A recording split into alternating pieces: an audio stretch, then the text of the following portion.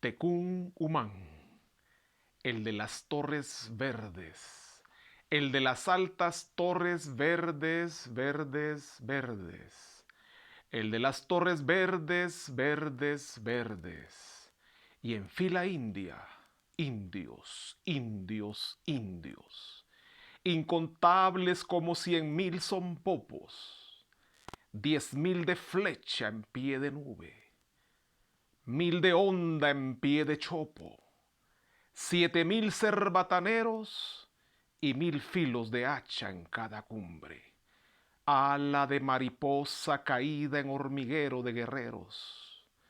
Tecún Umán, el de las plumas verdes, el de las largas plumas verdes, verdes, el de las plumas verdes, verdes, verdes, verdes, verdes, quetzal de varios frentes y móviles alas en la batalla.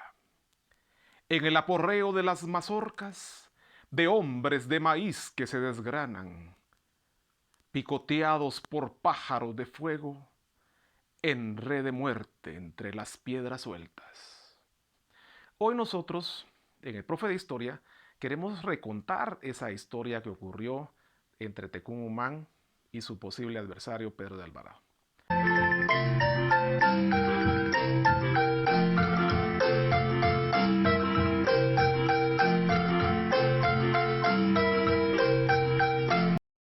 Este fue un fragmento del célebre poema Tecún Umán del Premio Nacional de Literatura de Guatemala, Miguel Ángel Asturias. ¿Cómo no recordarnos ese poema cuando evoca todo ese imaginario que se ha tejido alrededor de la figura del personaje Tecún? ¿Por qué Tecún Umán es importante o relevante en la historia de nuestro país? Queremos recordar que esta figura fue considerada, después de algunos análisis que se hicieron en un momento determinado, como el héroe nacional de Guatemala a partir del 22 de marzo de 1960. En ese momento, el Congreso de la República emitió un decreto legislativo que le daba vida a Tecún Umán como el héroe nacional de Guatemala. ¿Y por qué no? Si todos los países centroamericanos y cercanos tenían héroes nacionales. Sin embargo, hoy lo que sabemos es que hay una leyenda muy fuerte atrás de ello y eso es lo que hoy conversaremos en el Profe de Historia. ¿Qué pasa con las fuentes históricas? Pues muy interesante. Hay, digamos que, dos tipos de fuentes históricas que relatan el suceso acaecido en 1524, principios de 1524. Resulta que Pedro de Alvarado escribió una carta donde relata los pormenores de lo que está ocurriendo en abril de 1524 a don Hernán Cortés. Y en esa carta él cuenta que uno de los 4 líderes principales de los quichés y probablemente capitán de esos guerreros falleció en una batalla. Sin embargo, don Pedro de Alvarado nunca dice el nombre de este personaje, ni mucho menos que él se haya enfrentado cuerpo a cuerpo con él. Por lo tanto, ya nos genera una duda a los historiadores. Si Pedro de Alvarado efectivamente se hubiera enfrentado con alguien con un nombre como Tecún Umán, él lo hubiera escrito.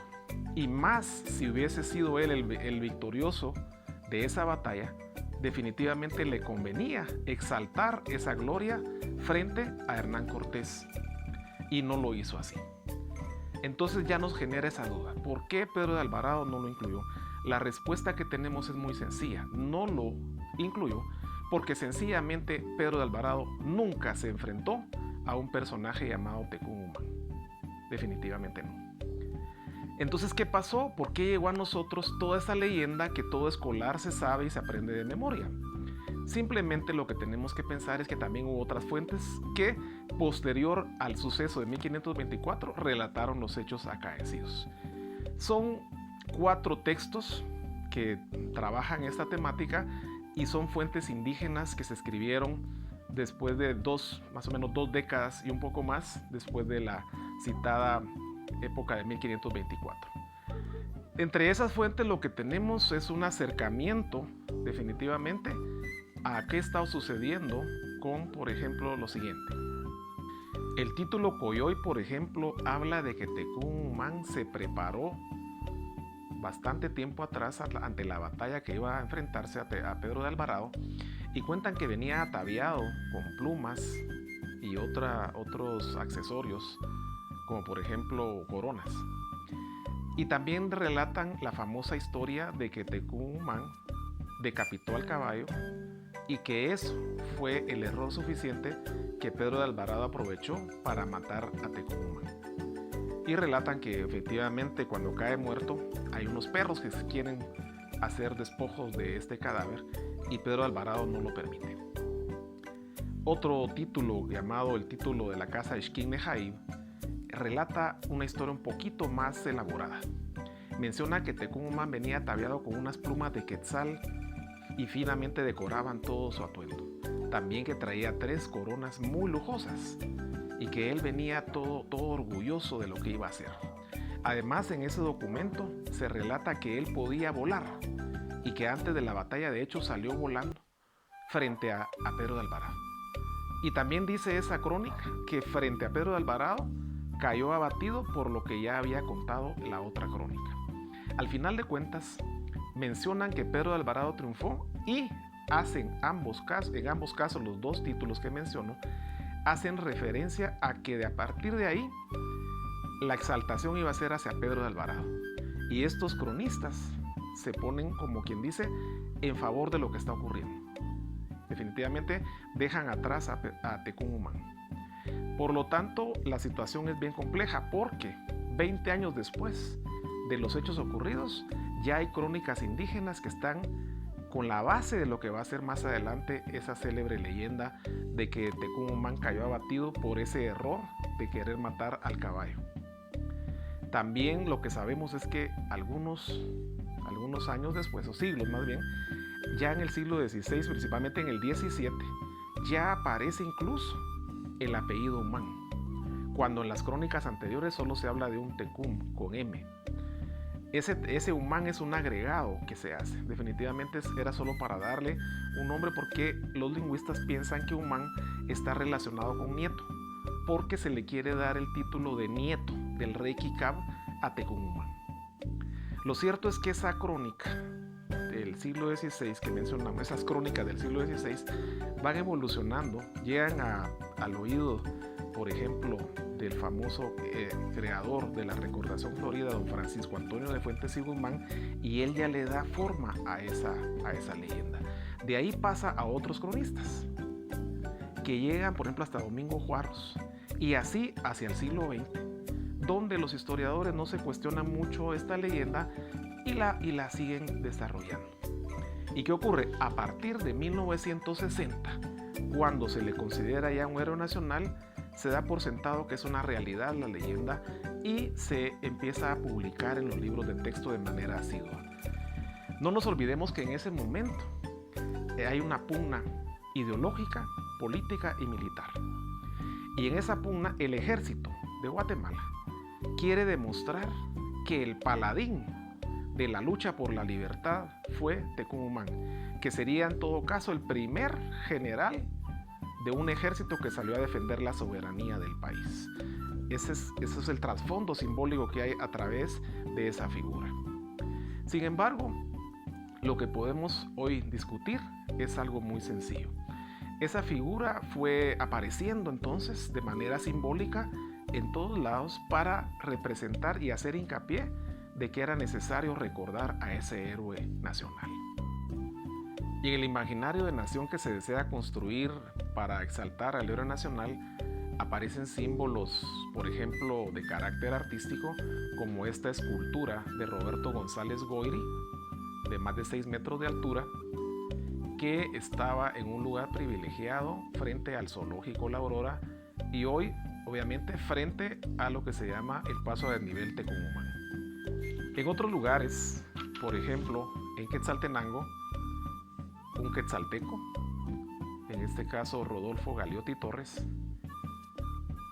se inscribe en el imaginario nacional cuando crea esta célebre imagen del héroe nacional Tecún Umán. Años más tarde, a principios de 1970, en el año 1971, el Banco de Guatemala manda a imprimir los billetes de 50 centavos con la figura del héroe nacional Tecún Umán.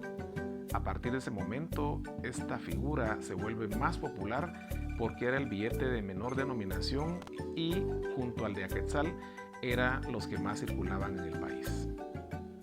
Sin embargo, ¿qué ocurre? Nosotros planteamos que la escogencia del héroe nacional no fue casualidad. Hubo una premeditación para elegir a un héroe derrotado, a un héroe vencido que sale a defender, en este caso al pueblo quiché, pero en la transfiguración del modelo que estamos analizando se plantea como que se estuviera defendiendo a Guatemala, cuando Guatemala todavía no existe en ese momento. Sin embargo, es un héroe derrotado.